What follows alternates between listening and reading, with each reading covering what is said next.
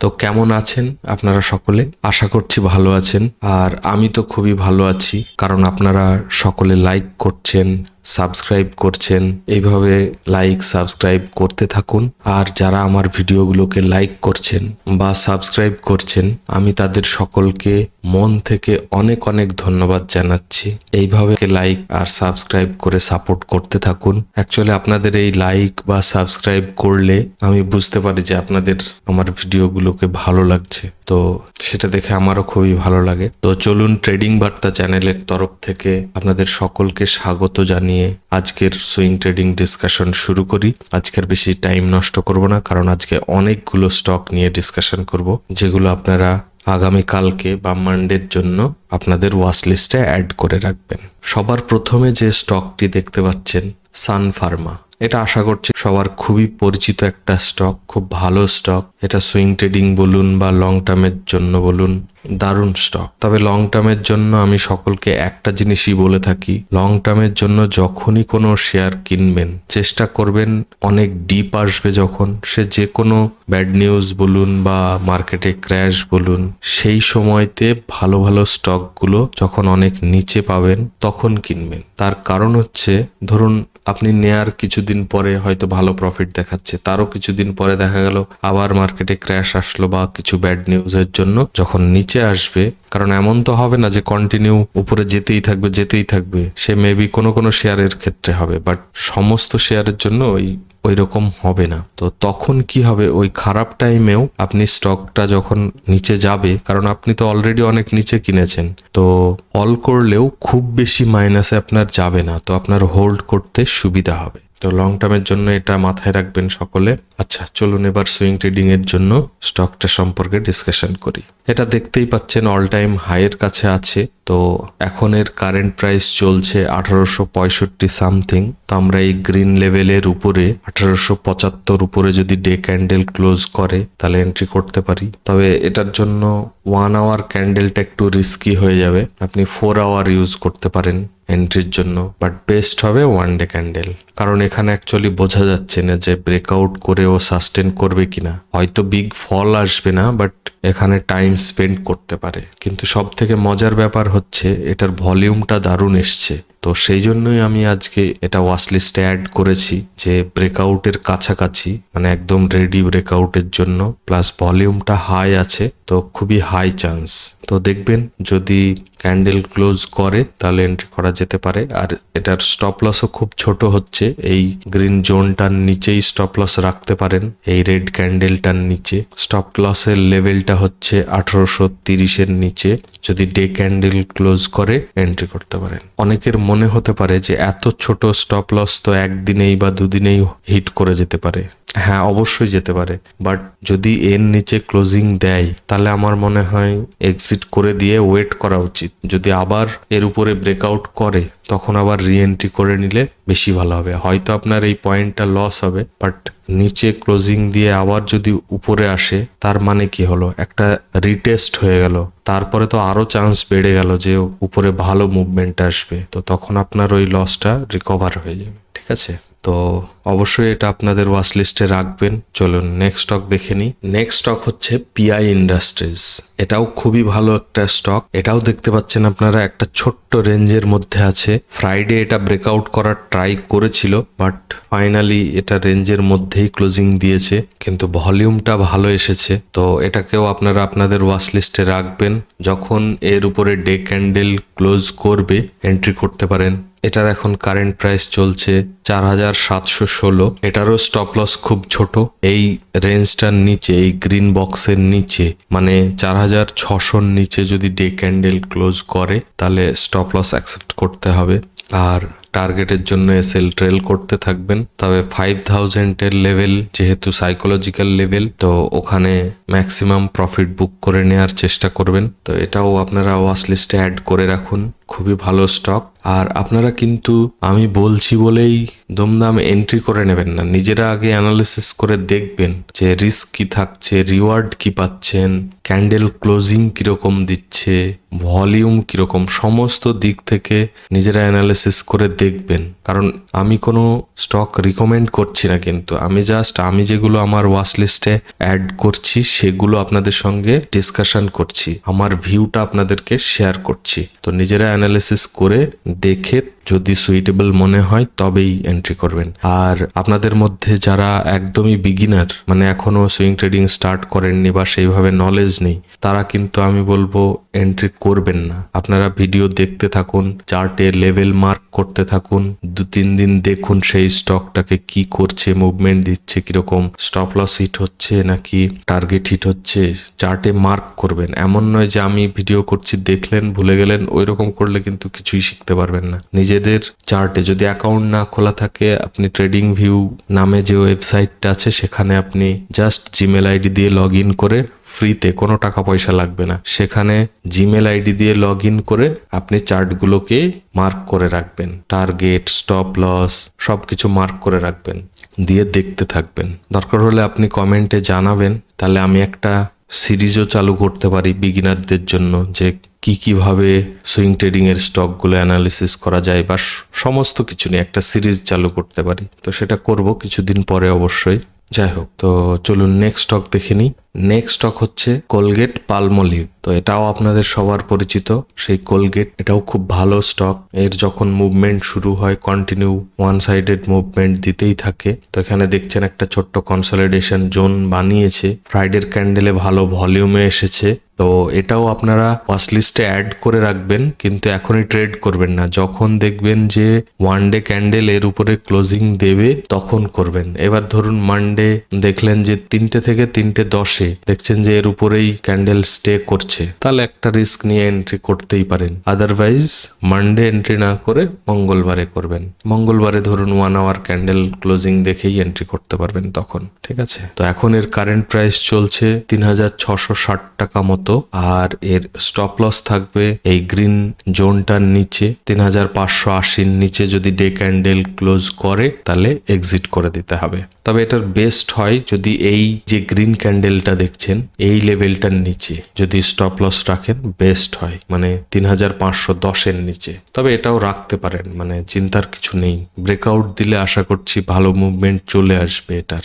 আর টার্গেটের জন্য এটাও এসএল ট্রেল করতে থাকবেন, তবে উপরে 4000 এর লেভেল আছে, ওখানে প্রফিট বুক করে নেওয়ার চেষ্টা করবেন। চলুন তাহলে নেক্সট স্টকে চলে যাই। নেক্সট স্টক হচ্ছে এনটিপিসি। এটাতে দেখতেই পাচ্ছেন, এটা নিয়ে বলার আর কিছু নেই। এখানে একটা ডাব্লিউ প্যাটার্ন তৈরি হয়েছে, তো ব্রেকআউট করে সাস্টেন করতে পারছে না এটা। তো যখন এটা ওয়ান ডে ক্যান্ডেল এই গ্রিন লেভেলটার উপরে ক্লোজিং দেবে তখনই এন্ট্রি করতে পারবেন। তবে এখানে একটা কথা বলবো, ডাব্লিউ প্যাটার্ন কিন্তু নিচে যখন তৈরি হয় সেটার সাকসেস রেট বেশি হয়, তো এটা কিন্তু উপরে তৈরি হয়েছে। যাই হোক, আমরা ডাব্লিউ প্যাটার্নের থেকেও ইম্পর্টেন্স বেশি দেব এই রেসিস্টেন্স লেভেলটাকে, মানে যখনই দেখবো যে এর উপরে ক্লোজিং দিচ্ছে ওয়ান ডে ক্যান্ডেল, আমরা এন্ট্রি করতে পারি। এখন যেমন এর কারেন্ট প্রাইস চলছে 423 সামথিং, আর আমাদের এন্ট্রির লেভেল হচ্ছে 426 উপরে যদি ক্লোজিং দেয় তাহলে আমরা এন্ট্রি করতে পারি। সে মেবি হতে পারে এটাকে ব্রেকআউট করলো না, মানে মেনলি এই লেভেলটার উপরে ক্লোজিং দিলেই এন্ট্রি করা যায়। তবে এমন করবেন না যে ব্রেকআউট করেনি, আমি ভিডিও করছি বা ডিসকাশন করছি আপনাদের সঙ্গে, মানে ব্রেকআউটই করবে, আগে থেকেই এন্ট্রি করে নিলেন, এরকম করবেন না। কিন্তু স্টক মার্কেটে জানবেন সব সময় রিস্ক একটা ইনভলভ থাকবেই, যতই ব্রেকআউট করুক আর যাই করুক, যে কোনো মুহূর্তে যা তা হতে পারে। সেই জন্যই সবসময় স্টপ লসটাকে মেন প্রাধান্য দিতে হয়, ঠিক আছে। তো আমরা ব্রেকআউটের আগে কখনোই এন্ট্রি করব না, যখন ব্রেকআউট করে ক্লোজিং দেবে তারপরেই এন্ট্রি করব। আর স্টপ লস সব সময় মাথায় রাখবো। আমার তো মনে হয় টার্গেটের থেকে মেন হচ্ছে স্টপ লস। স্টপ লসের মানেটাই হচ্ছে ওটাই, যে আপনার লসটাকে স্টপ করবে, মানে হিউজ লস থেকে বাঁচাতে আপনাকে স্টপ করবে, সেই জন্য ওটাকে স্টপ লস বলা হয়। তো স্টপ লসকে ভালোবাসতে শিখুন। তো যাই হোক, এটার স্টপ লসটা নিয়ে এবার ডিসকাশন করি। আমরা ফিব রিট্রেসমেন্ট টুল ইউজ করব স্টপ লসের জন্য। এই নিচে থেকে উপরে পর্যন্ত ফিব মার্ক করে এই ফিব লেভেলের নিচে আমরা স্টপ লস মার্ক করব। আর এটাও টার্গেটের জন্য এসএল ট্রেল করবেন। আর এর সাইকোলজিক্যাল লেভেল আছে উপরে 500 এর, তো সেটাও মাথায় রাখবেন। থাকবেন। আর নেক্সট স্টকে যাওয়ার আগে আপনাদের সকলকে আর একবার মনে করিয়ে দিই, অনেকে হয়তো লাইক করতে ভুলে গেছেন, তো প্লিজ আপনারা লাইক করে দিন যারা ভুলে গেছেন। আর সাবস্ক্রাইব করা না থাকলে অবশ্যই সাবস্ক্রাইব করুন। আর আপনাদের নিজেদের ফ্রেন্ড সার্কেলে বলুন বা রিলেটিভসদের বলুন যারা ট্রেডিং শিখতে চাইছে বা ট্রেডিং অলরেডি করেন, তাদের সঙ্গে ভিডিওগুলো শেয়ার করুন, তাহলে সবার হেল্প হবে। তো যারা ভুলে গেছেন তারা লাইক করে দিন, আর সাবস্ক্রাইব করা না থাকলে অবশ্যই সাবস্ক্রাইব করবেন। আর আপনাদের যদি কোনো কোয়ারি থাকে অবশ্যই কমেন্ট করে জানাবেন, আমি যত তাড়াতাড়ি সম্ভব রিপ্লাই করব। চলুন নেক্সট স্টকে ফিরে যাই। নেক্সট স্টক হচ্ছে ওয়াবাগ। এই স্টকটা দেখুন দারুণভাবে ব্রেকআউট করেছে, অনেক দিনের কনসলিডেশনের পরে ফাইনালি ব্রেকআউট করেছে। ভলিউমটাও দারুণ আছে, তো এক্সপেক্ট করছি খুব ভালো একটা মুভমেন্ট আসবে। এখন এর কারেন্ট প্রাইস চলছে 1518 সামথিং, ঠিক আছে। আর আমরা স্টপ লস রাখবো এই রেড লেভেলটার নিচে। স্টপ লসের লেভেলটা হচ্ছে 1335-এর নিচে যদি ডে ক্যান্ডেল ক্লোজ করে তাহলে আমরা এক্সিট করে যাব।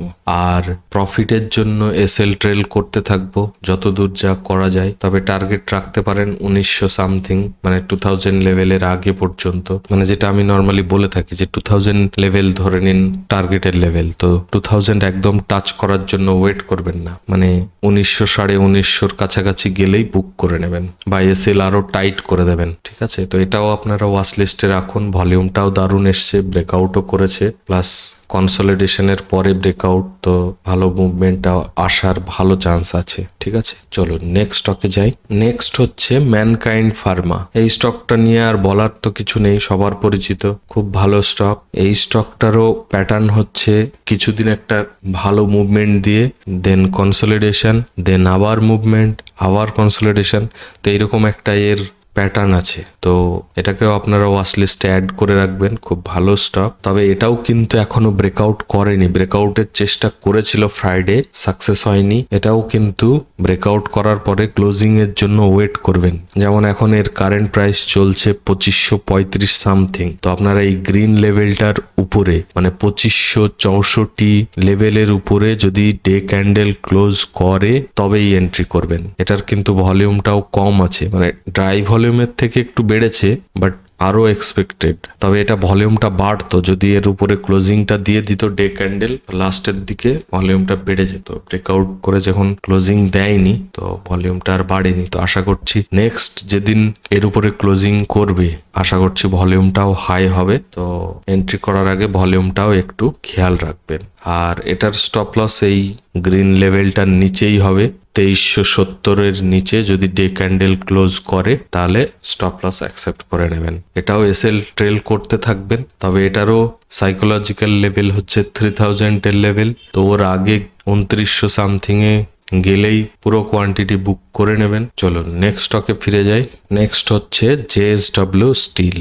এটাও একটা দুর্দান্ত স্টক, অনেক দিনের এখানে একটা জায়গার মধ্যে দেখুন ঘোরাফেরা করছে।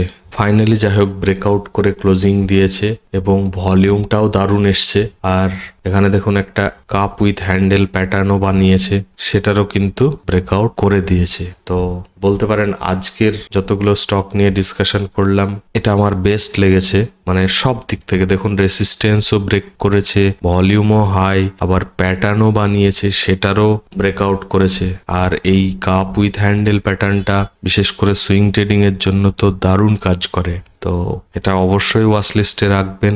এখন এর কারেন্ট প্রাইস চলছে 981 সামথিং। এটা যেহেতু ব্রেকআউট করে ক্লোজিং দিয়েছে আর ভলিউমটাও হাই আছে, এটা আপনারা মানডে 1 আওয়ার ক্যান্ডেল ক্লোজিং যদি এই গ্রিন লেভেলটার উপরে মানে 980-র উপরে যদি ক্লোজ করে তাহলে এন্ট্রি করতে পারেন। তবে এটারও যেহেতু সাইকোলজিক্যাল লেভেল 1000 খুব কাছে আছে, তো ওখান থেকে আবার রিট্রেসমেন্টও নিতে পারে, একটু দেখে নেবেন। তবে যেহেতু অনেক দিনের এখানে একটা ব্রেকআউট করার চেষ্টা করেছে, প্লাস এটা দেখতে পাচ্ছেন 4th টাইমে গিয়ে ব্রেকআউট করছে, তো হাই চান্স যে স্টকটা বেরিয়ে যাবে। আশা করছি 1500-1600 টার্গেট খুব তাড়াতাড়ি দিয়ে দেবে। এবার বাকিটা তো মার্কেট কন্ডিশনের উপর ডিপেন্ড করবে যে নিফটি কি করছে না করছে তার উপরে।